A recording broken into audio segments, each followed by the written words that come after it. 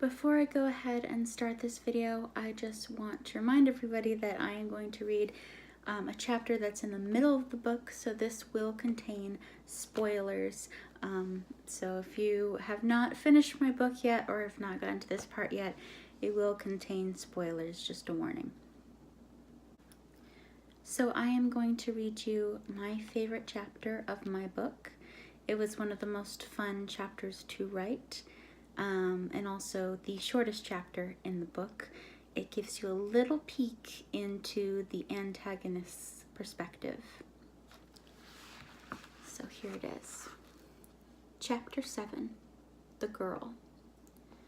The man that wasn't a man, the thing known as the drainer, was restless. His skin was dark blue and covered in warts. His jagged, crooked teeth were stained yellow, and his red eyes looked murderous. The drainer paced back and forth in his throne room. The vampire named Ethan stood straight, hands behind his back. Only his eyes moved as he followed the drainer's movements. "They have a new member, sir, a young girl with brown hair. She looks to be about 16 years old." "Don't you think I already know that?" the drainer snapped. "Tell me again," he hissed as he continued pacing, "why you haven't returned with the girl and her little ragtag of friends." "I was ambushed," said the vampire, feeling the back of his head where blood was drying. "The girl with the wings came up behind me." "You mean to tell me," said the drainer in a soft, dangerous voice as he stopped in front of Ethan, "that you were ambushed by that little twit Bella Thompson and her flying monkey?" The flames in the room's fireplace flew into a rage, changing to the color of blood as they leapt out of the hearth, the heat intense and angry. Ethan seemed to shrink at the physical sight of his master's rage. A human servant girl named Chrissy, with short, curly blonde hair and brown eyes, was entering the throne room by the staircase parallel to the fireplace.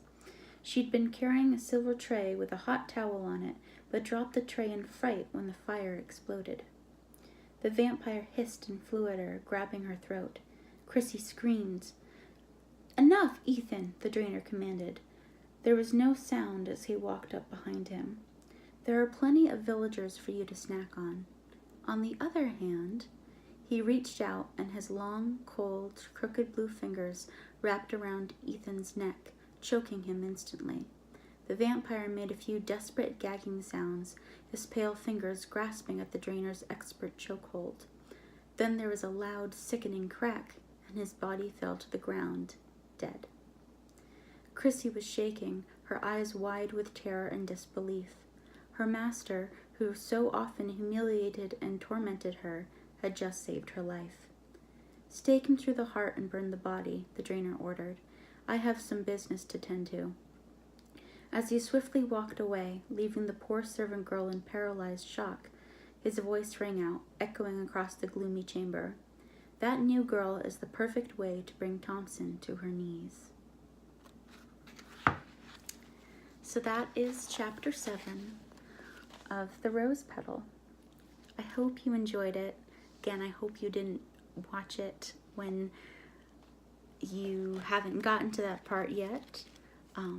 But I really hope you enjoy, and I will talk to you in my next video.